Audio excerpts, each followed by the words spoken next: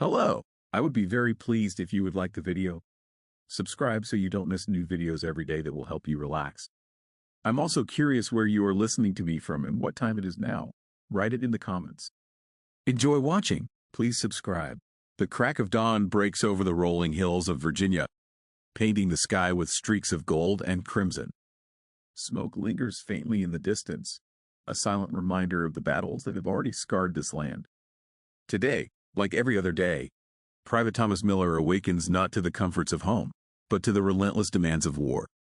He is just one man among thousands, a single cog in the vast machinery of the Union Army.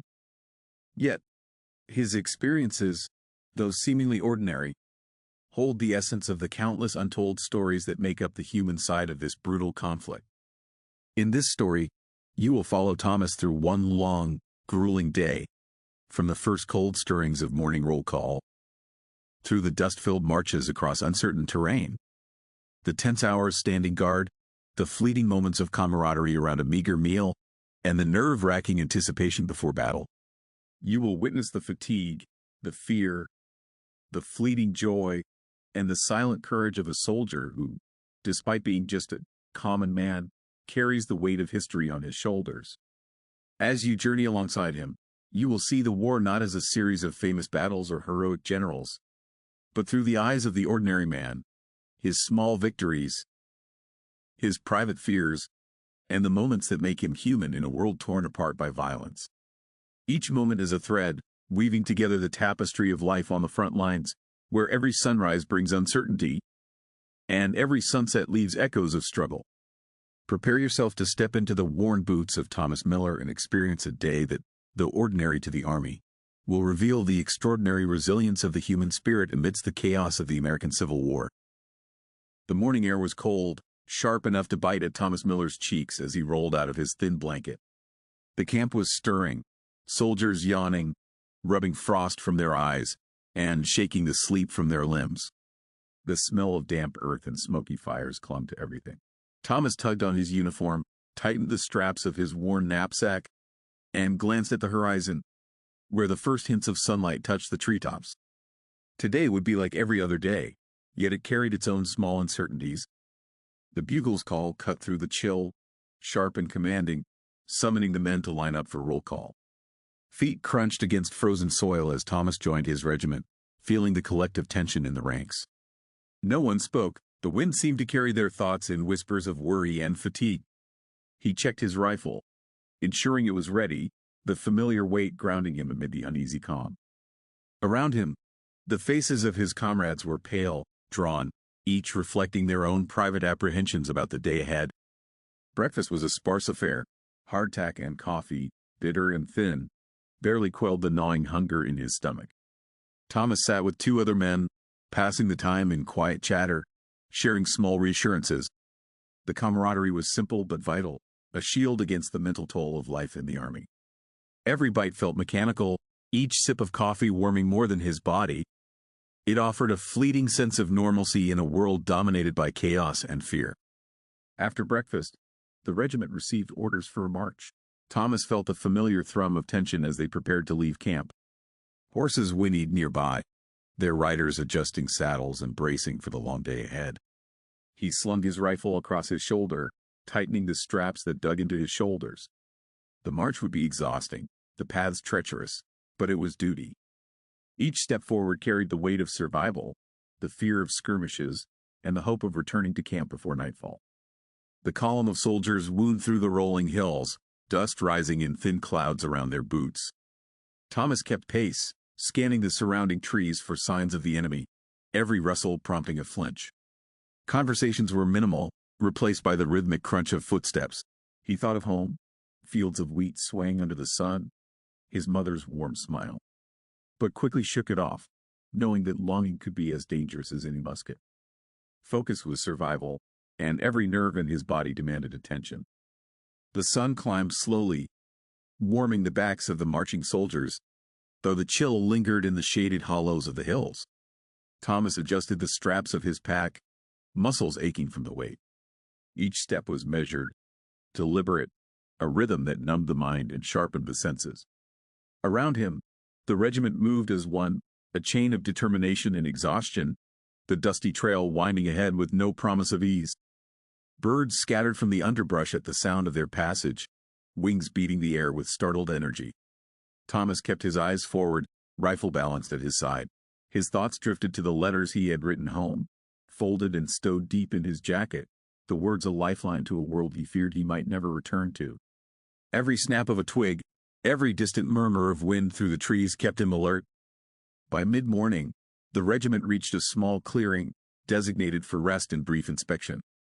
Officers moved among the men, checking uniforms and supplies, barking orders that blended into the ambient murmur of conversation and shifting feet. Thomas sank onto a fallen log, flexing stiff fingers, grateful for a moment of stillness. He shared a bite of hardtack with a comrade, their silent nods communicating a mixture of fatigue, relief, and unspoken worry. The rest was short-lived. Drums signaled the march's resumption, and the men rose, shouldering packs and rifles once more. The landscape stretched ahead, rolling fields and scattered trees concealing unknown dangers. Thomas felt a surge of resolve mingled with anxiety. Each step forward carried the invisible weight of what might await, a skirmish, an ambush, or the simple endurance of another long, weary mile. As noon approached, the sun hung high, beating down on the soldiers, sweat dampening their brows and streaking dirt across their faces. Thomas's throat was dry, and water was rationed carefully. Every sip was precious, a reminder of the discipline that defined life in camp and on the move. Yet even in discomfort, there was a strange sense of purpose, a silent pride in contributing to the larger cause, however small his role might seem. The afternoon brought the regiment to the edge of a shallow creek, its water muddy and slow-moving. Thomas knelt to cup a handful, savoring the cool relief. Some men washed their faces, others simply drank and stared at the flowing water as if it could wash away their fatigue. Around him, insects buzzed lazily, and the wind carried the scent of damp earth and distant smoke, a reminder that danger might still lurk nearby. Orders came down to set up a temporary perimeter. Thomas and a small squad were assigned to guard the far side of the creek, keeping watch while the others rested and ate. He crouched behind a low embankment, rifle ready, eyes scanning the trees. Each passing bird, each rustle of leaves, made his pulse quicken. Even in moments of relative safety, the mind of a soldier never truly rested. Time moved oddly in these stretches of inactivity. Minutes felt like hours, and yet the sun sank steadily toward the horizon. Thomas's thoughts wandered to home, his father's farm, the warmth of a hearth, the laughter of siblings. He allowed himself a brief smile, a flicker of hope. Such thoughts were dangerous, for they reminded him of all he might lose. Yet they were also a lifeline, keeping his humanity intact amidst the relentless discipline of war. As the light shifted, shadows stretching across the clearing, the officers called the men together to march again. They would move to higher ground, a position deemed strategic for the next day. Thomas's legs ached, every step a reminder of the unyielding demands of a soldier's life. The air smelled of sweat and earth, mixed with the metallic tang of gunpowder left over from previous skirmishes. Despite weariness, he lifted his pack and pressed on. By late afternoon, the regiment reached a ridge overlooking a valley. The view was breathtaking, yet fraught with tension. From this vantage point, scouts could spot enemy movements, and every shadow seemed a potential threat. Thomas joined the others in forming a defensive line, the rhythm of military precision providing a strange comfort. They stood silently, listening to the wind, the distant calls of men and animals, the quiet that always preceded action. Evening descended slowly. Thomas was cold despite his coat, his fingers stiff and raw. Around the campfires, men prepared simple meals of beans and bread, smoke curling into the twilight sky. Laughter occasionally broke the tension, small sparks of humanity amidst the exhaustion. Thomas shared his portion with a comrade, nodding silently. These small acts of solidarity were what carried them through the endless days of marching, fighting, and waiting. Night fell completely, and the regiment settled into a tense quiet. Guards rotated positions, keeping watch for surprise attacks. Thomas lay on his blanket, rifle within reach, listening to the crackle of the fire and the distant sounds of the forest. The stars above were bright and cold, indifferent witnesses to the struggles below. Fatigue pressed down, yet sleep was fitful, always shadowed by the anticipation of what tomorrow might bring.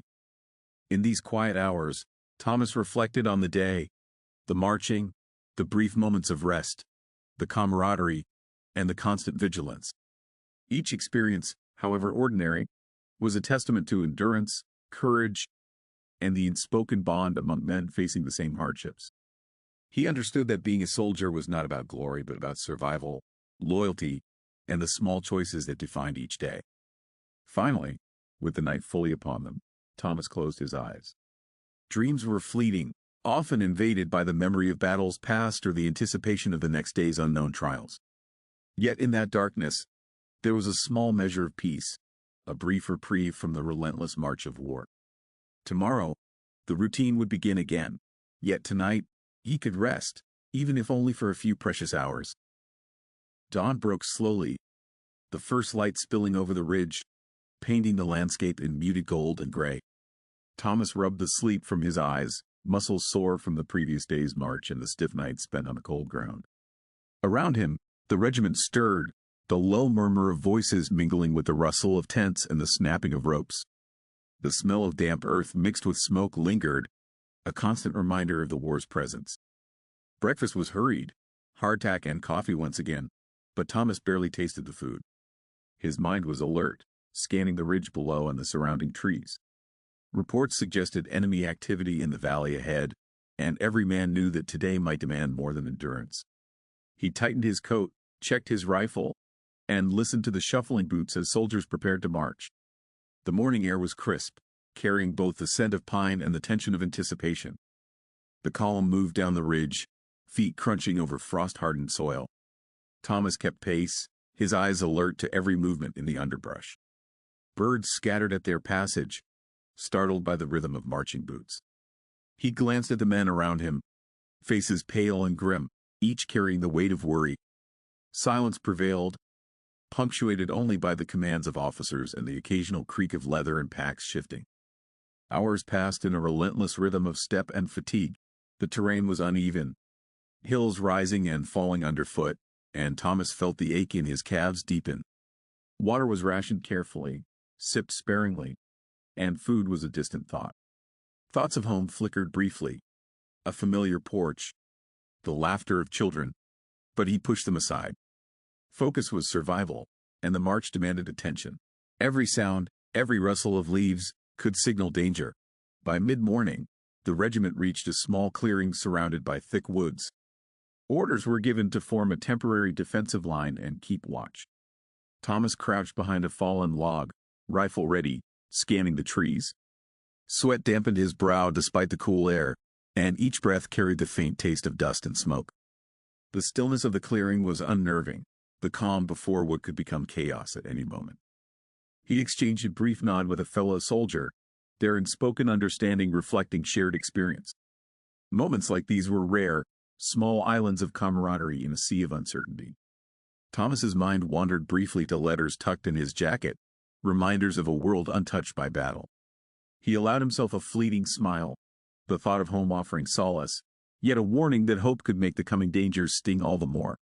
Suddenly, the bugle sounded a warning, cutting through the calm. Scouts had spotted movement in the trees, faint figures in the distance. Thomas stiffened, gripping his rifle tighter. Officers barked commands, men snapped into position, eyes wide and muscles tense. The quiet clearing transformed instantly into a place of vigilance. Every second stretched, each heartbeat echoing the tension that gripped the regiment. Time slowed as the soldiers waited, ears straining for sounds beyond the wind. Thomas scanned the tree line, trying to discern friend from foe. His hands were steady despite the adrenaline, his body trained by months of discipline. The anticipation was a living thing, crawling under his skin, sharpening senses that had long adapted to constant vigilance. Around him, men whispered prayers or muttered curses, each coping in their own way with the unknown threat. The morning wore on, sunlight growing brighter, casting long shadows across the clearing. Thomas shifted position slightly, feeling the strain in his shoulders and back. His eyes caught glimpses of movement, leaves trembling in the breeze, branches swaying as if signaling an unseen presence. Every instinct screamed caution. He remembered his training, the countless drills, the repeated instructions, Hold your line, watch your comrades.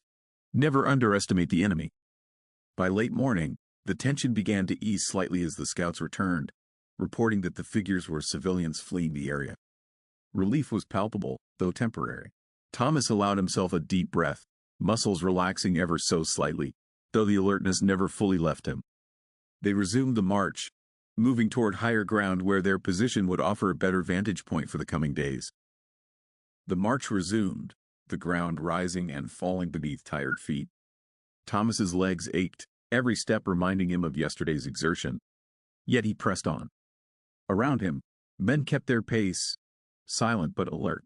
The wind carried the faint scent of smoke and distant pine, signals of both natural and human presence. Each man relied on discipline and instinct, the regiment moving as a single, tense organism across the uneven terrain.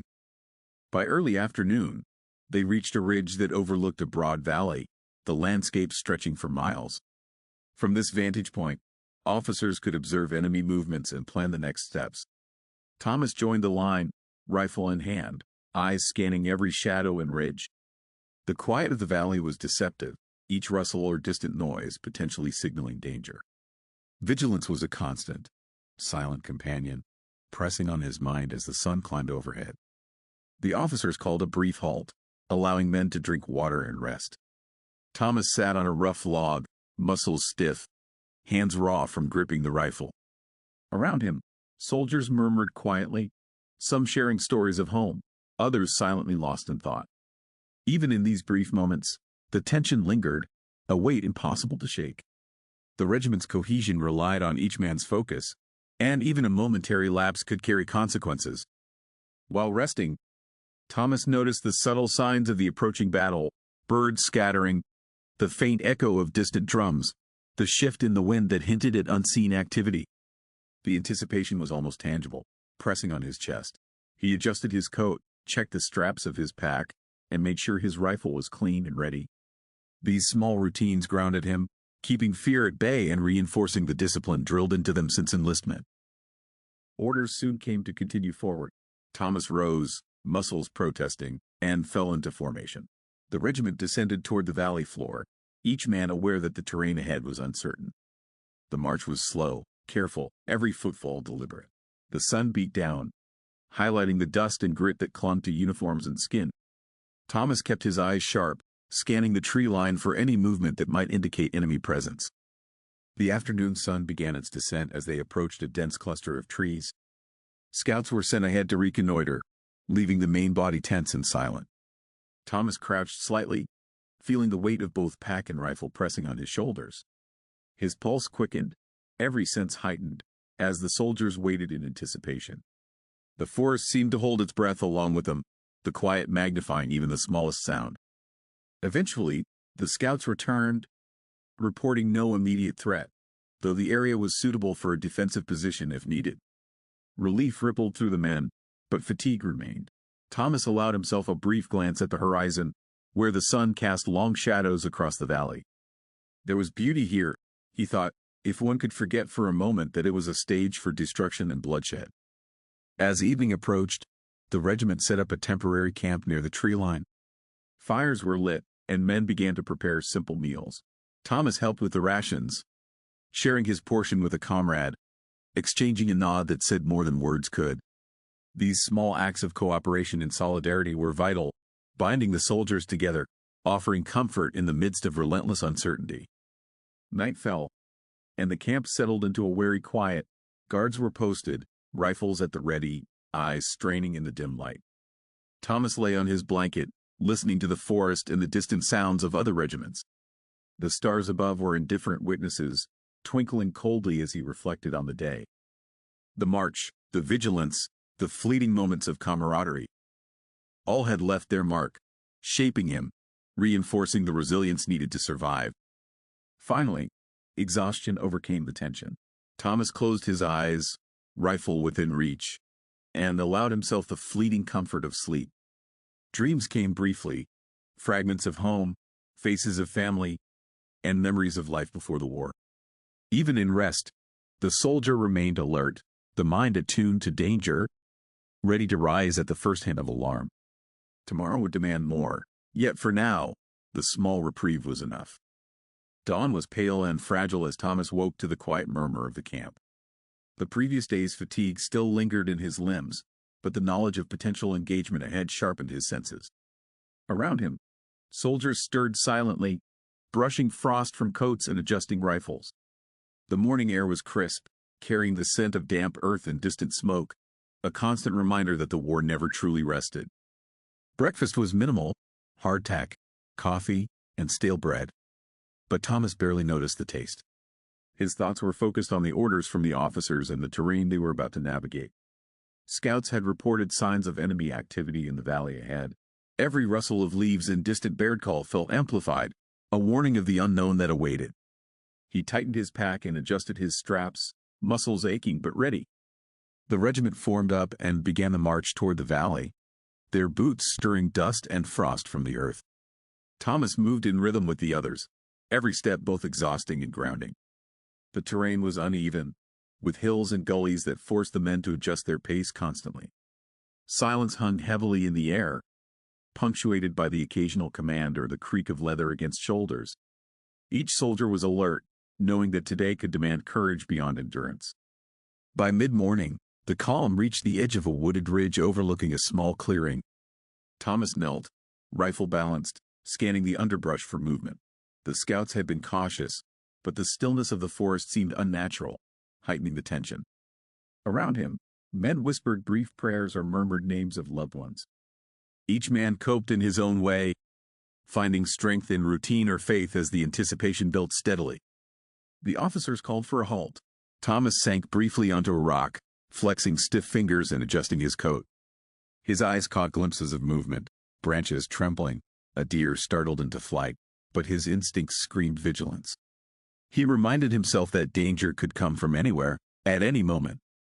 His thoughts drifted for a fleeting second to home, his mother's smile, the warm hearth, and the farm he had left behind.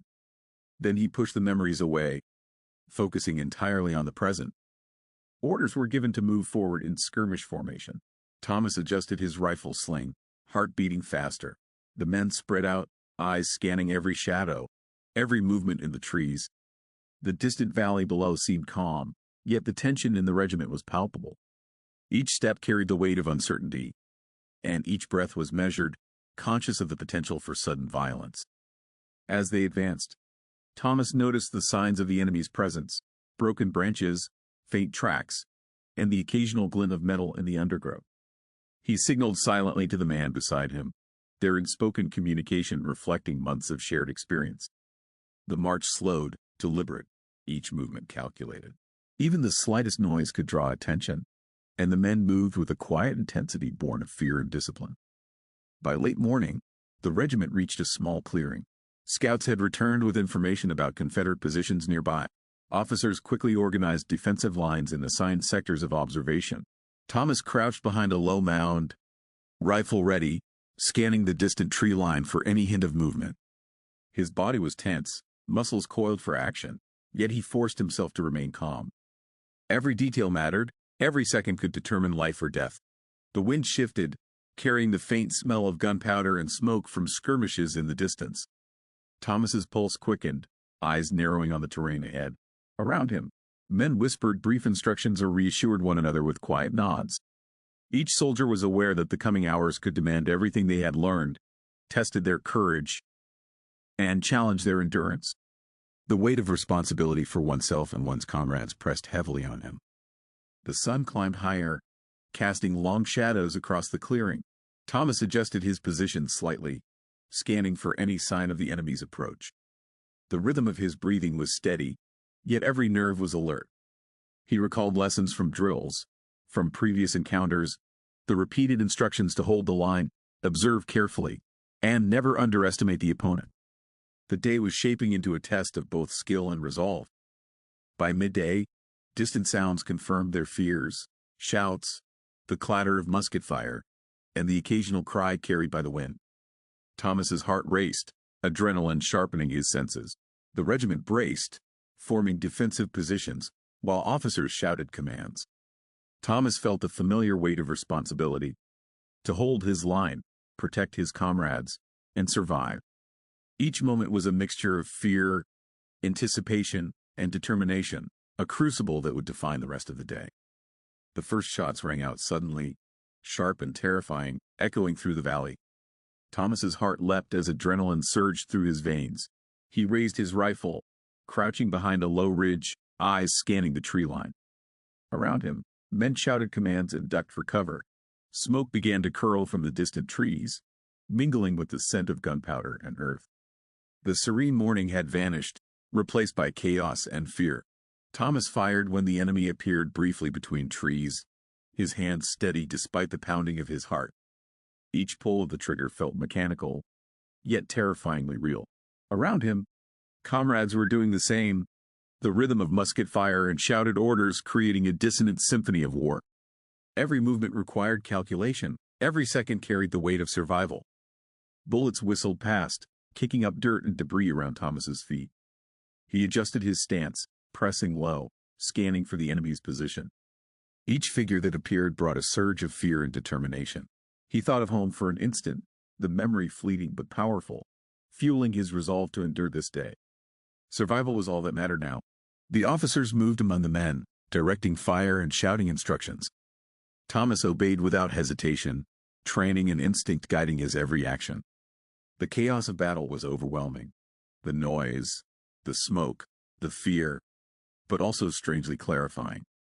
In the midst of this violence, each soldier's focus narrowed to the essentials.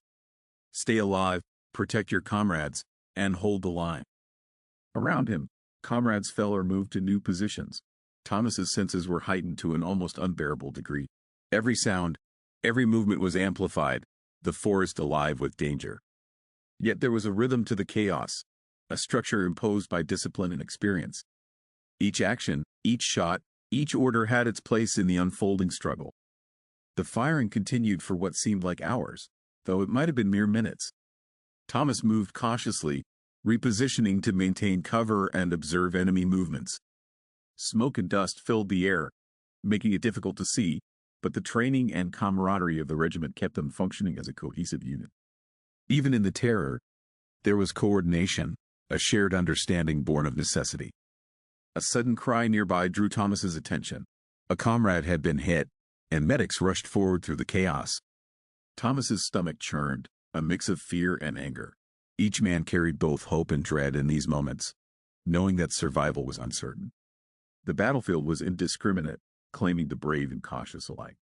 The sun climbed higher, casting stark shadows across the combat zone. Thomas's uniform was smeared with dirt and sweat, his body exhausted yet driven by adrenaline. Around him, men continued to fight with grim determination.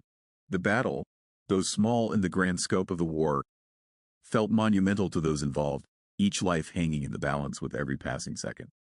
By late afternoon, the firing subsided slightly as both sides assessed positions.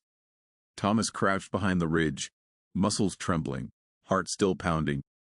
Around him, men tended to wounds, checked supplies, and prepared for the inevitable continuation. He allowed himself a brief breath, though the tension never fully lifted. The battle had begun, and the day was far from over. As shadows lengthened, Thomas reflected on the morning and early afternoon. He had survived the first assault, had fired upon the enemy, and had witnessed both courage and loss among his comrades. The regiment held together, a fragile but determined unit.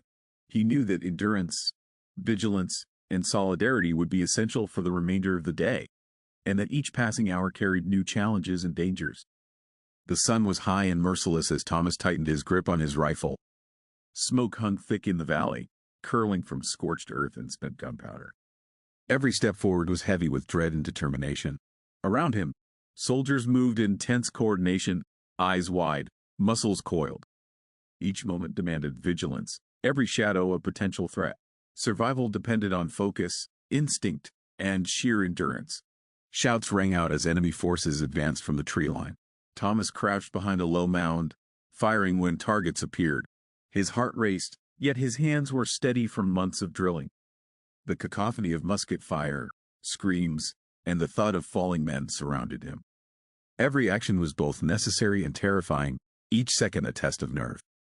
Around him, comrades moved and fell, the chaos shaping itself into a brutal rhythm of life and death. A sudden explosion from a nearby cannon shook the ground. Thomas stumbled slightly but regained balance quickly, scanning for threats. The smell of gunpowder mixed with the metallic tang of blood, a pungent reminder of war's brutality. His training kicked in automatically, dictating every movement. Yet, beneath the discipline, fear pulsed through his veins, a primal awareness of mortality that could not be ignored. One of his friends, a man he had shared rations and stories with only hours before, fell to the ground, clutching his side.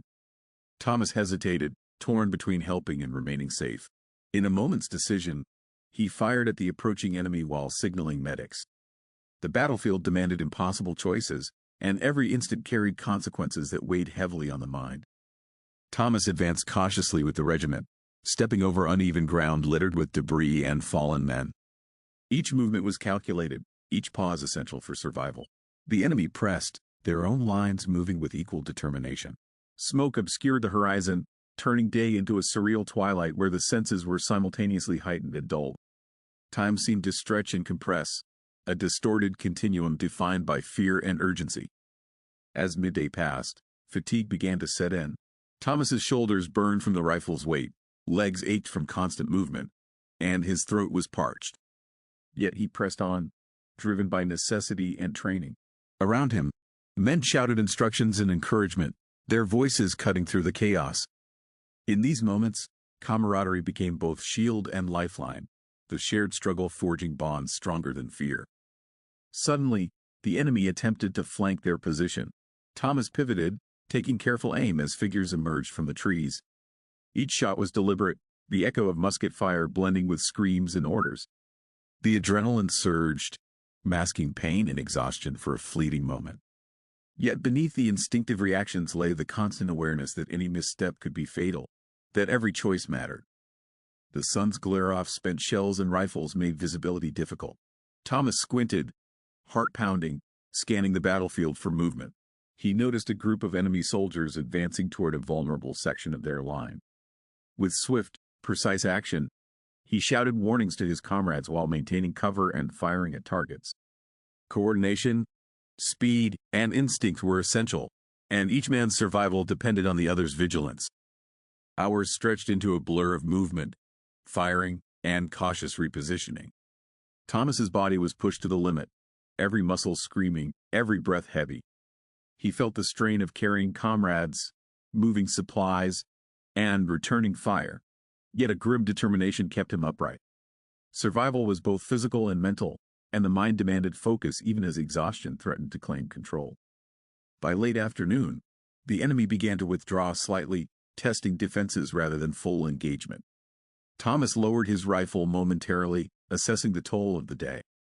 Around him, men checked one another for injuries, shared water, and offered brief words of reassurance. The intensity of battle had left them raw, yet their resolve remained intact. The regiment held, each soldier contributing to the fragile shield of survival and order amidst chaos. As the sun began to sink, casting long shadows across the valley, Thomas allowed himself a brief reflection. The morning and afternoon had been a relentless test of courage, discipline, and endurance. He had fired his rifle, dodged danger, helped comrades, and faced the harsh realities of war. Despite exhaustion, fear, and loss, he remained standing, aware that the day's trials were not yet over, but resolute to meet whatever came next with steady hands and unwavering resolve. The afternoon air trembled with tension. The battlefield, once filled with coordinated volleys, had descended into fragmented chaos. Smoke clung to the ground, making it hard to see more than a few yards ahead. Thomas wiped sweat and grime from his eyes, his rifle heavy in his hands. Every muscle in his body ached, but the call to hold the line drove him forward. Survival and duty were indistinguishable now. A shout rose from the left flank. Enemy reinforcements were moving through the woods. The Union soldiers scrambled to adjust their formation. Thomas's pulse hammered as he reloaded, the motion practiced in automatic. The air was thick with gunpowder, and the deafening roar of musket fire drowned out coherent thought. He fired into the smoke, aiming by instinct more than sight, each shot a desperate act of endurance. The enemy charge came like a wave, their cries piercing through the thunder of battle. Thomas braced himself as they surged closer, bayonets glinting. His unit fired in tight succession, smoke and fire blending into chaos. When the enemy reached the ridge, hand-to-hand combat erupted, brutal, close, and merciless. Thomas swung his rifle, parrying a blow, heart pounding like a drum in his chest. The clash was primal, every motion driven by instinct. He grappled with a Confederate soldier, their boots sliding on the churned mud. For a moment, time seemed to slow. Faces blurred, sounds distorted.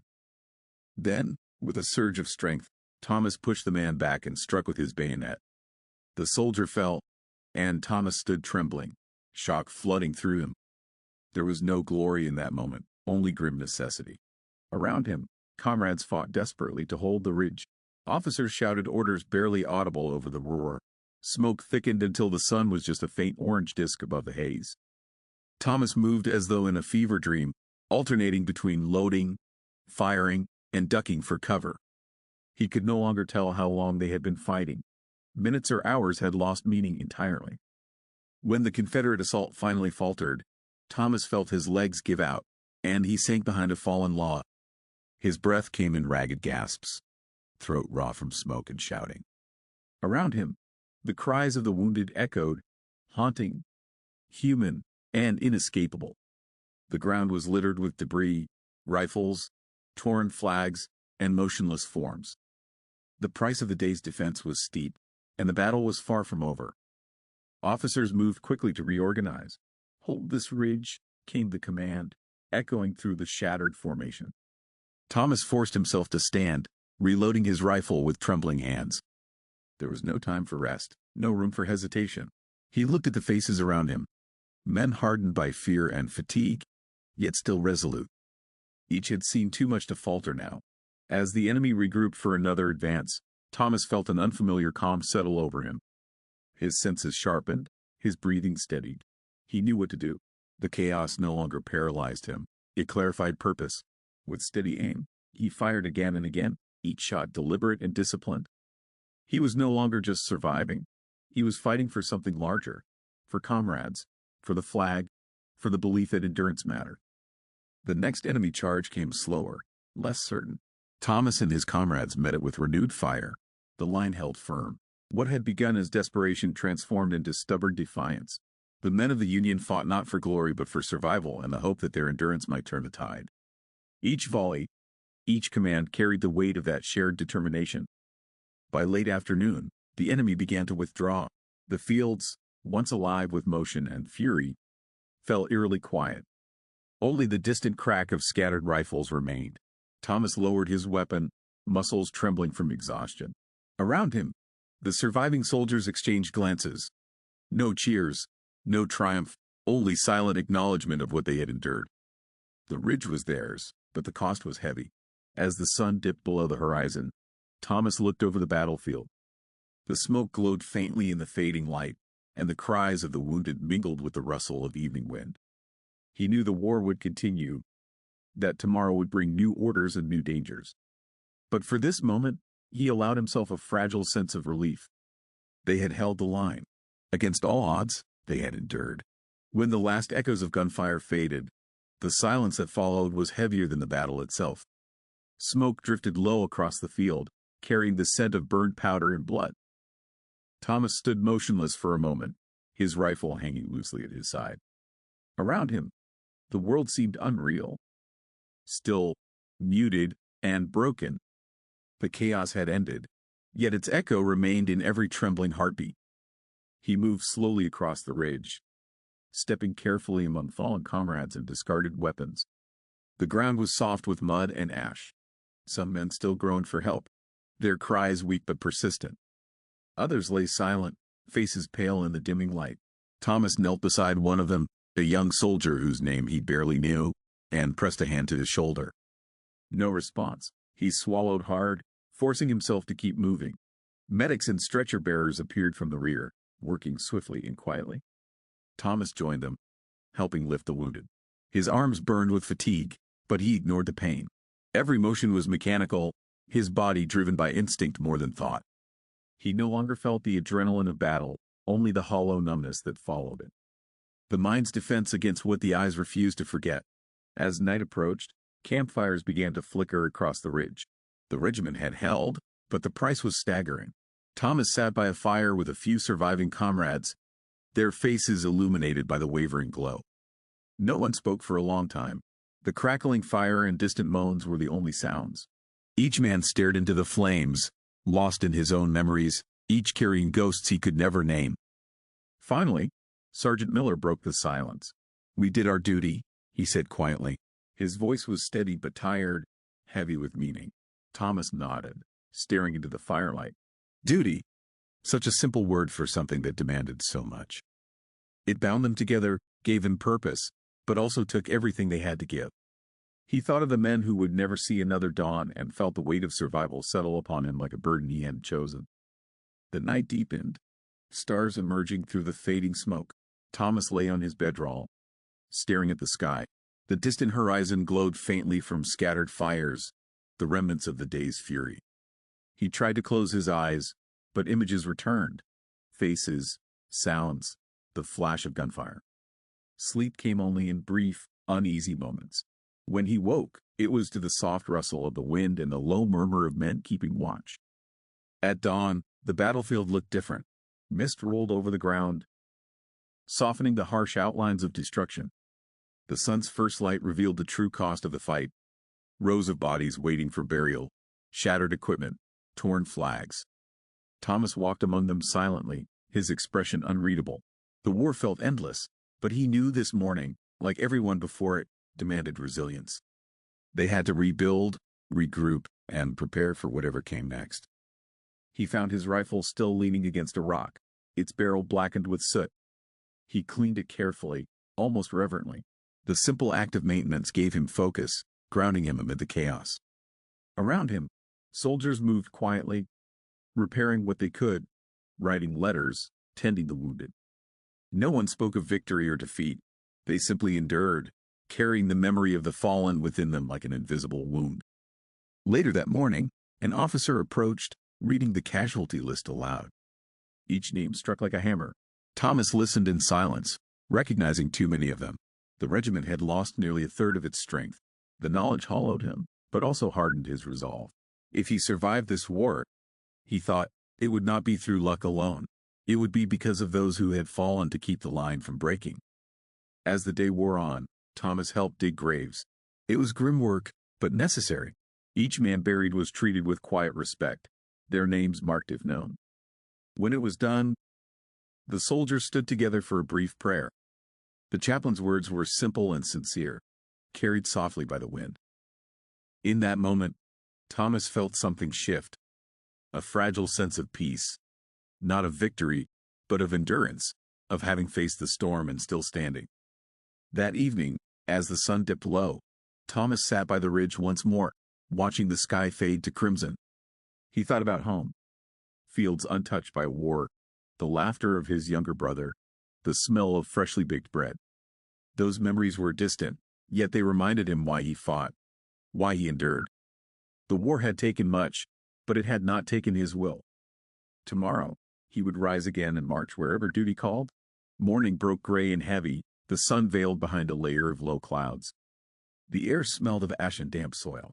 Thomas stood beside the remnants of the campfire, adjusting his uniform. His body ached from exhaustion, his hands rough and blistered. Around him, men moved silently, packing gear and cleaning rifles. The mood was somber. There were no words left to say after what they had seen. Orders came at dawn. They were to march east and regroup with the main division. Thomas listened as the captain spoke, voice firm but subdued. There was no talk of victory, only duty. The war rolled onward, and they were part of its endless machinery. Thomas shouldered his pack, glancing one last time at the ridge. Smoke still lingered in the distance, a ghost of yesterday's fury. He turned away, forcing himself not to look back. The column formed slowly and began to move, boots sinking into the damp earth. The rhythm of marching was familiar, almost comforting. Step after step, mile after mile, the sound of their movement filled the silence left by battle. Some men hummed quietly, others stared ahead in silence, each lost in his thoughts. The war had aged them all, carving lines of weariness into young faces. Thomas's mind wandered as they marched. He thought of the letters he hadn't written, the family waiting for news that might never come. He wondered if his younger brother had joined the fight yet, if his mother still prayed for him every night. These thoughts brought both comfort and pain. They reminded him of a world beyond the battlefield, a world that felt impossibly distant now. At midday, the regiment stopped to rest near a shallow creek. The men filled their canteens, washed grime from their faces, and sat beneath scattered trees. Thomas knelt by the water, watching the current carry away flecks of dirt and ash from his hands. The sound of running water was strangely peaceful, a rare reminder that nature still moved forward, indifferent to the chaos of men. Nearby, Corporal Hayes handed him a piece of hardtack. "Eat up," he said with a tired smile. "We've got miles to cover." Thomas nodded, chewing slowly. The food was tasteless, but it kept him grounded. He studied Hayes's face, eyes sunken, beard untrimmed, but still alive. That simple fact felt like a blessing. In war, survival itself became something sacred, something to be quietly thankful for. When the march resumed, clouds began to thicken. A drizzle started, turning the ground slick beneath their boots. The column trudged on, each man absorbed in the steady rhythm. Thomas's thoughts returned to the men buried behind them, the friends who would not walk this road again. He whispered their names under his breath, a silent promise that they would not be forgotten. The rain intensified by afternoon, soaking uniforms and chilling them to the bone. Yet no one complained. The soldiers moved as one, bound by fatigue and purpose. Their faces were grim, but their steps did not falter. Each man carried the memory of the ridge within him, a quiet strength forged in hardship. The landscape blurred into shades of gray and green, the world reduced to motion, breath, and endurance. By evening, they reached a small clearing where tents were hastily erected. The rain eased to a mist, and campfires flickered once again. Thomas sat beneath a tree, pulling a wet blanket around his shoulders. The warmth of the fire seeped slowly into his bones. Across the flames, he could see Hayes and Miller talking softly, their words indistinct but steady. It was strange how quickly routine returned, even after horror. As night fell, Thomas took out a scrap of paper and a pencil stub. He began to write a letter to his mother. The words came slowly, haltingly. He didn't speak of death or fear. Instead, he wrote about endurance, about holding the line, about believing that someday it would end. He promised he would come home. When he finished, he folded the paper carefully and tucked it inside his jacket. It was a small act of hope in a world that had nearly forgotten the word. Later, when most of the camp had fallen quiet, Thomas gazed into the embers of the fire. He thought about what it meant to be a soldier, not just to fight, but to keep walking, day after day, despite everything. The war was far from over, but he had learned something that would carry him through. Courage wasn't the absence of fear. It was moving forward in spite of it. And tomorrow, he would rise again and march on. The next morning dawned bleak and colorless. A thin fog clung to the ground as the regiment broke camp. The men moved with slow precision, their faces pale from sleepless nights. Thomas adjusted his pack and fell into line. The sound of boots striking wet earth echoed through the valley, a rhythm of endurance, of men too tired to think but too stubborn to stop. They marched through farmland once lush and green, now scarred by cannon fire and neglect. Fences lay shattered, crops trampled, houses burned. Smoke rose from distant ruins, silent reminders of what war took from everyone. Thomas watched in silence, his jaw tight. He had seen men fall in battle, but seeing homes destroyed and families displaced cut deeper. It showed the war's cruelty beyond the uniforms. By midday, they passed a small village half in ruins. The few remaining inhabitants emerged cautiously. Women, old men, and children. Their eyes were hollow, their clothes torn. The soldiers offered what rations they could spare: bread, dried beans, a few apples. A child smiled faintly as Thomas handed her a biscuit. That brief moment of innocence pierced through the grayness, reminding him there was still something worth saving. As they continued onward, the sight of the village lingered in Thomas's mind. He wondered how many towns like this had been caught between the armies. The thought haunted him. He realized that for every soldier who fell, there were countless civilians whose lives were shattered in silence. The war was not just fought on battlefields, it consumed everything it touched. The march grew harder as the terrain turned muddy and uneven. Rain threatened again, soaking their uniforms and turning each step into a battle against exhaustion. Yet, the men pressed on, driven by discipline and habit. Every now and then, a song would rise among them. Low, rough voices singing an old tune about home. It wasn't cheerful, but it gave them rhythm, something to hold on to in the endless gray. Near evening, they stopped by a burnt-out farmhouse. The roof was gone, the walls blackened. Inside, they found remnants of life. A broken chair, a child's toy, a torn Bible. Thomas stood quietly, running a hand over the cracked wood of the doorway.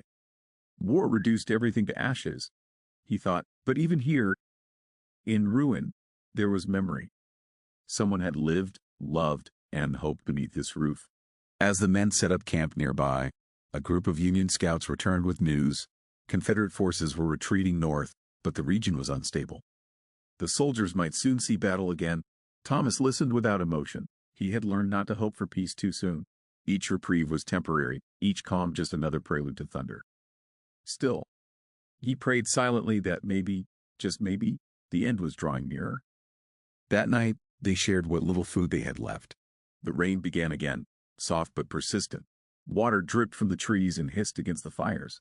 Thomas sat close to the flames, wrapping his coat tighter. Across from him, Sergeant Miller cleaned his bayonet with slow, deliberate motions. No one spoke much anymore. Words felt small beside the enormity of what they had lived through.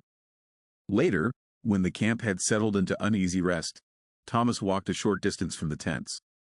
The rain had eased, and the moon broke through the clouds, casting pale light over the wreckage of the farmhouse.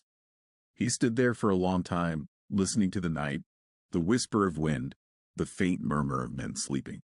For the first time in days, he felt something close to calm. Amid destruction, silence could feel sacred. He closed his eyes and thought about the war's end, what it might look like, what it might mean. Would they march home quietly, or would the memories follow forever? He wasn't sure, but he knew one thing. If peace ever returned, he would never forget these faces, these moments, or the lessons learned in fire and fear. He would remember the simple humanity that endured even in the darkest hours. As dawn began to touch the sky, Thomas turned back toward camp. The fires were dying, leaving faint trails of smoke rising into the gray morning. Another day awaited, another march, another test of endurance. He breathed deeply, feeling the cold air fill his lungs. The war still raged, but so did life, and that, he thought, was reason enough to keep walking. The regiment moved again before sunrise, marching under a pale sky streaked with silver clouds. The air was cold enough to sting the lungs, and the men's breath rose in ghostly wisps. Orders were clear: advance south, flush out remaining enemy scouts, and secure supply routes. Thomas adjusted his rifle and followed the column, boots crunching over frost-hardened ground. There was no excitement, only grim resolve. They passed through miles of empty countryside, fields stripped bare by war. The only sounds were the creak of wagons and the rustle of wind through dry grass. Every mile seemed to carry ghosts. Thomas kept his eyes forward, though his thoughts wandered, to the men buried behind, to the civilians left in ruins, to the endless repetition of orders and loss. It felt as though time itself had forgotten them. By midday, they approached a cluster of abandoned cabins near the edge of a forest. Smoke curled faintly from one chimney, a sign of life or danger. The captain ordered a cautious approach. Thomas's pulse quickened as he took cover behind a fallen tree, eyes scanning the shadows. Every instinct screamed alert. In war, silence could kill faster than bullets. When the door of one cabin creaked open, rifles aimed instantly. But instead of soldiers, a frightened woman stepped out, clutching a small child. Her face was pale, eyes wide with fear. The captain lowered his weapon and signaled the others to do the same. "Union Army," he said firmly. "You're safe now." The woman nodded shakily, though her gaze lingered on the soldiers' mud-stained uniforms with uncertainty. Inside, they found two elderly men and another family huddled together. They had survived for weeks with barely any food, trapped between retreating forces. The soldiers shared rations, spoke gently, and repaired what they could. For a few brief hours, the war's cruelty softened into something almost human. Thomas helped fix a broken door and gave the child a small wooden button from his coat as a toy. The boy smiled shyly, and Thomas felt warmth stir beneath the fatigue. But peace never lasted long. Scouts returned with reports. A Confederate patrol was moving nearby. Orders came quickly. Prepare to engage. The families were to stay inside, hidden until it was safe. Thomas tightened his gear, heart sinking. Moments ago, they had been men offering help. Now, they were soldiers again, instruments of violence in a world that demanded it. The skirmish erupted near the forest edge. Gunfire shattered the quiet, echoing through the trees. Thomas moved with precision, every motion automatic. Smoke filled the air, blending with the scent of pine and gunpowder. He fired, reloaded, and advanced in rhythm with his comrades. The enemy fought fiercely, but they were outnumbered. Within an hour, the gunfire faded into silence once more. The forest was still again, but at a terrible cost. As Thomas surveyed the aftermath, he saw a Confederate soldier lying nearby, barely older than himself, gasping for air. His uniform was torn, eyes wide with fear and pain. Without thinking, Thomas knelt beside him, pressing a hand to his wound. "Easy," he murmured. The boy tried to speak, but no words came, only a faint, trembling breath. Thomas stayed with him until the end, holding his hand as life faded away. When it was over, Thomas sat motionless, staring at the body. He didn't know his name, his story, or why fate had placed them on opposite sides. All he knew was that the young man had been human, just like him. The thought struck deep, leaving a hollow ache that no victory could fill. He realized that war did not create heroes or villains. It simply destroyed pieces of everyone involved. That night, the regiment camped near the same cabins. The families had lit small fires, offering warmth and soup to the soldiers. Thomas sat beside them, silent, watching the flames dance. The woman who had first appeared from the doorway placed a hand on his shoulder. "Thank you," she said softly. Her voice trembled, but her eyes were steady. Thomas nodded, unable to speak. Gratitude and grief intertwined within him until he couldn't tell them apart. Later, as the camp grew quiet, Thomas wrote another letter. This one wasn't for his family. It was for himself. He wrote about the young enemy soldier, about the child's smile, about the unbearable contradiction of kindness and killing. He didn't know if anyone would ever read it, but writing made the burden lighter, as if the words could carry away a small part of what his heart could no longer hold. Before sleeping, he looked up at the stars. They were cold and distant, shining indifferently above the scarred earth. Yet their light was constant, unbroken. For the first time, Thomas understood something simple and profound. Even in darkness, something endures. Humanity, fragile and wounded, still found ways to survive. And so would he. Tomorrow, he would rise again, not because he wanted to fight, but because he must. The morning broke gray and heavy, with fog curling low across the hills. The regiment had orders to move again, southwest, through the scarred remains of farmland once green with life. Thomas rose stiffly from his bedroll, his joints aching from the cold. The campfires were dying embers, their smoke rising into the silent dawn like prayers that no one heard.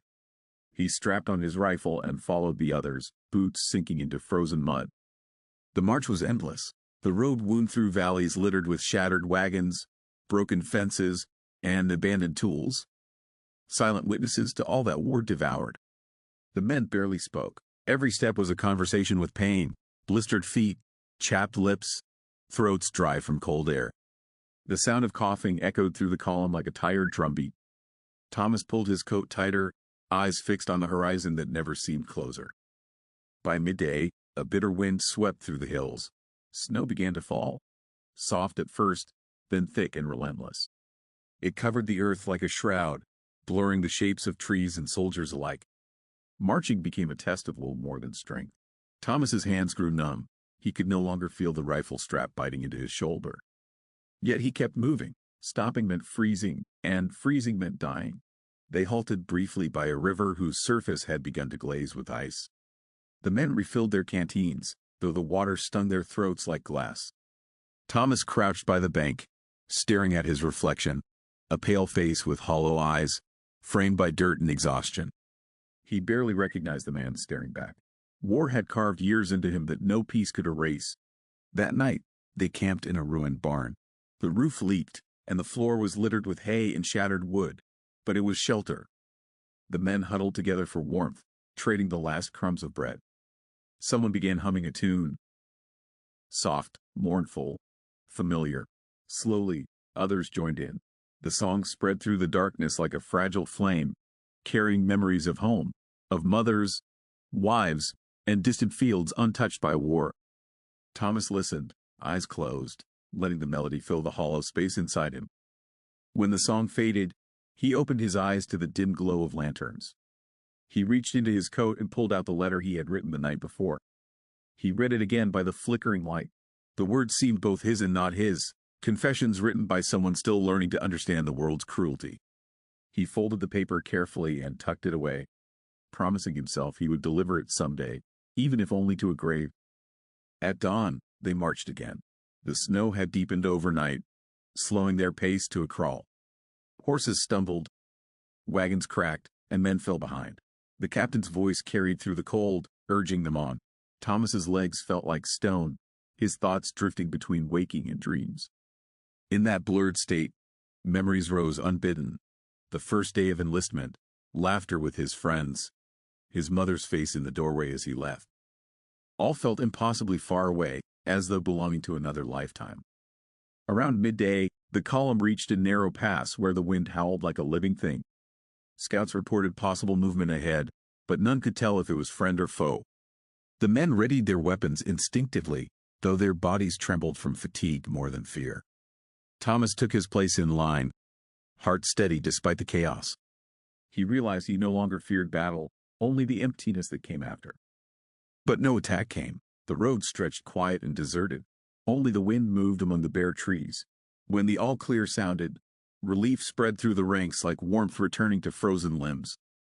They marched on, their breaths steaming in the cold air, bound together by something deeper than orders, by shared survival. That evening, they reached an abandoned farmhouse and made camp for the night. Inside, they found scattered remnants of a family's life, a child's toy, a cracked mirror, a faded photograph of two smiling parents. Thomas picked it up gently, brushing dust from its frame. For a moment, he imagined the laughter that once filled the room. The ghosts of peace were everywhere, whispering reminders of what they had lost, and what they still hoped to find again. After supper, Thomas sat near the fire, warming his hands. The captain approached quietly and handed him a folded envelope. "Mail convoy heading north tomorrow," he said. "If you've got something to send, now's your chance." Thomas nodded and slipped the letter he'd written into the officer's hand. "Make sure it reaches somewhere," he said softly. The captain gave a tired smile. "It will." Later, as the others slept, Thomas stepped outside. The sky was clear for the first time in days, filled with stars so sharp they seemed to pierce the night. He stood there a long while, letting the cold bite at his skin, watching his breath drift upward like smoke. Somewhere out there, beyond the endless darkness, he imagined his family looking at the same sky. The thought steadied him more than warmth ever could. When he finally lay down to rest, he whispered a quiet promise to the fallen, to the living, and to himself, that when this war ended, he would carry their stories home. He would remember not the glory, but the humanity, the small kindnesses, the fleeting songs, the moments when even soldiers remembered how to be men. And in that memory, perhaps, something of them all would endure. The war ended not with thunder, but with silence. News of surrender spread slowly, carried by riders through fields where smoke still rose. Thomas heard it one morning while mending his torn boot beside a dying fire. At first, he didn't react. The words felt unreal, like a story told from far away. Peace, after all this time, sounded almost impossible to believe. When he finally understood it was over, he simply sat there, staring at his hands. The calluses, the scars, the faint smell of gunpowder that never seemed to fade, all of it was proof of what he had survived.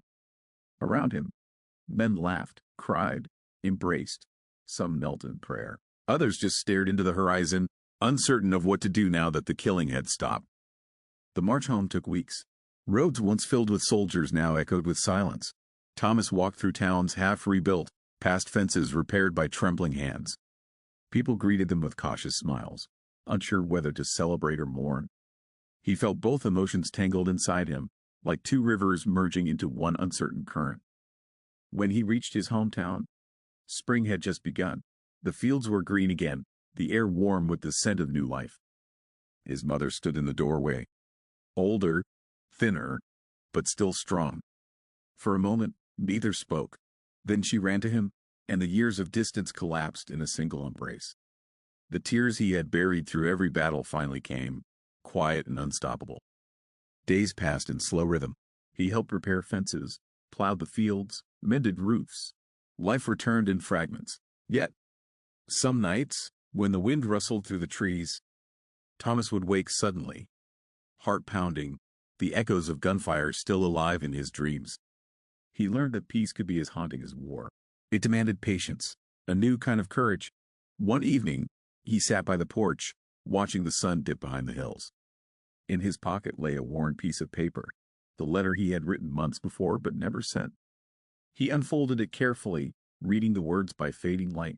Then, with a quiet smile, he folded it once more and placed it in a small wooden box beside his father's old Bible. Some things, he decided, were meant to stay unspoken, carried only by memory. As night settled, he listened to the soft hum of crickets and the laughter of children in the distance. The world had changed, but it still endured. Thomas breathed deeply, feeling the earth beneath his feet, the stars above, the fragile beauty of a life reclaimed. The war had taken much, but it had not taken his soul. And in that quiet, he finally understood. Survival was not victory, but grace.